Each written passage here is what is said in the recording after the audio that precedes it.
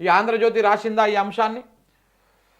ఆంధ్రజ్యోతి తెలంగాణకు అన్యాయం జరుగుతుంది అని చెప్పి ఉన్నప్పుడు ఇక్కడ మరి ఆంధ్ర ఎడిషన్లో రావాలి కదా, రాయరు వీళ్ళు. తెలంగాణ ప్రజలు ఒకసారి అర్థం చేసుకోండి, వీళ్ళు రాయరు. ఇంకో భూదాన్ భూములపైన భారీ కుట్ర అని చెప్పేసి ఒక వార్త రాసిర్రు.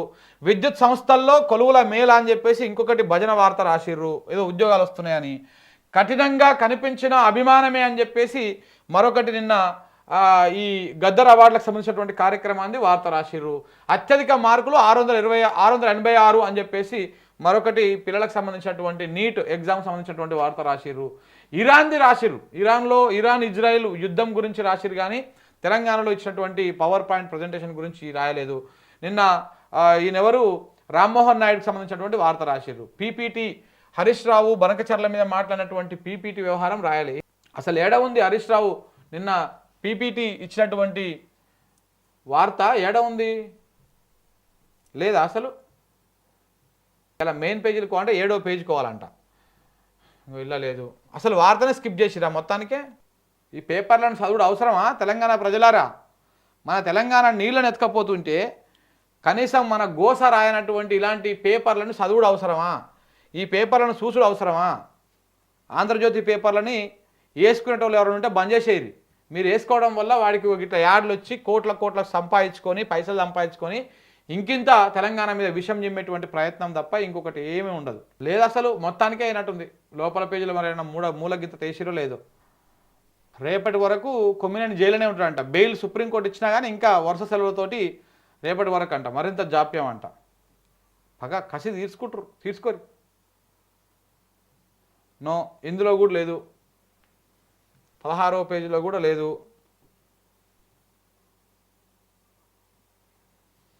ఆంధ్రజ్యోతి పత్రికలో అసలు వార్తనే రాయలేదు. నాకు ఇక్కడ రాసిరు. ఎన్నో పేజీ అయ్యేది? 12వ పేజీలో గింత రాసిరు. ఇక్కడ 12 ఉంది కదా, 12 అంటే మరి అల్లా ఎంతనో కానీ 12వ పేజీలో బనకచెర్ల పైన సుప్రీంకు వెళ్తాం అనేది చిన్న వార్త ఒకటి రాసిరు. ఇంత పెద్ద సమస్య ఇది, తెలంగాణలో ఉన్నటువంటి సమస్య, ఇంత పెద్ద సమస్యని ఈ చిన్నగా రాశారు. ఇది ఆంధ్రజ్యోతి కథ. ఇక ఈనాడు కూడా సేమ్ అంతే. ఈ హీరోయిన్లు అయ్యి, ఈ సినిమా వాళ్ళు అయ్యి, మరి రేవంత్ రెడ్డి గారికి సినిమా వాళ్ళంటే బాగా ఇంట్రెస్ట్ ఉంటుంది ఎక్కువ. సో కాబట్టి వీళ్ళ ఫోటోలు వీళ్ళవి ఇవేసిర్రు పెద్దగా.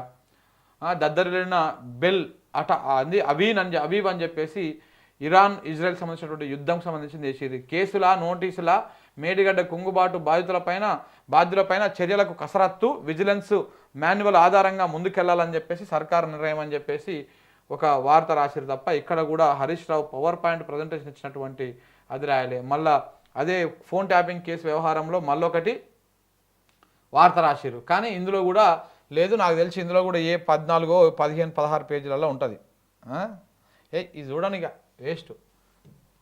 పోనీ ఏడన్నా రాసిండా మనోడన్నా? ఇక తెలంగాణ పత్రిక కదా, ఆడుకో కాంగ్రెస్ పత్రిక అయినప్పటికీ తెలంగాణ ఒకటిది కదా, జర కొంచెం రాసిరు చూడు. అవి ఏమో ఆంధ్రలో పత్రికలు కాబట్టి ఇవి ఎట్టా రాయవు మన వాయిస్ని.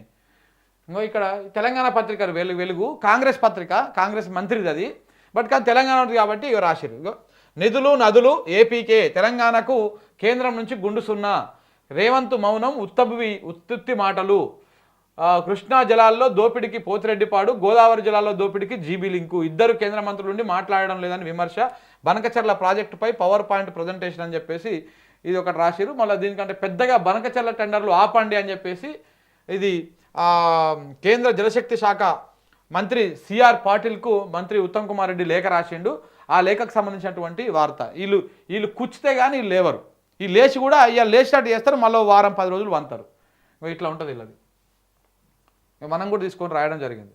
బనకచర్ల టెండర్లు ఆపాలని చెప్పేసి పిఎఫ్ఆర్ను తిరస్కరించండి, అలాగనే గోదావరి జలాల ఒప్పందాన్ని ఉల్లంఘించొద్దు, నీటి కేటాయింపులు లేకుండా ప్రాజెక్టులు కట్టొద్దు, కేంద్ర జలశక్తి ఆర్థిక శాఖకు ఉత్తమ్ కుమార్ రెడ్డి లేఖలు రాసిండు. లేఖలు రాయడం కాదు, అపెక్స్ కౌన్సిల్కు డిమాండ్ చేయండి. ఉత్తమ్ లేఖ పైన హరీష్ రావు వెంటనే మళ్ళీ రెస్పాండ్ అయ్యిండు కూడా. ఈయన లేఖ రాసినాక ఆ లేఖ మీద కూడా రెస్పాండ్ అయ్యిండు. నువ్వు లేఖలు రాసి చేతులు దులుపుకోవడం కాదు, నువ్వు ముందు అపెక్స్ కమిటీకి డిమాండ్ చేయండి, ఇక్కడ ప్రత్యేక అసెంబ్లీ సమావేశాలు ఏర్పాటు చేయండి, అలాగనే మీరు అందరు కలిసి ఢిల్లీకి పోయి ధర్నా చేయండి అని కూడా ఆయన చెప్పడం జరిగింది. ఇది బనకచర్లకు సంబంధించినటువంటి అంశము. అయితే ఇంకొక అంశము ప్రధానంగా ఉన్నది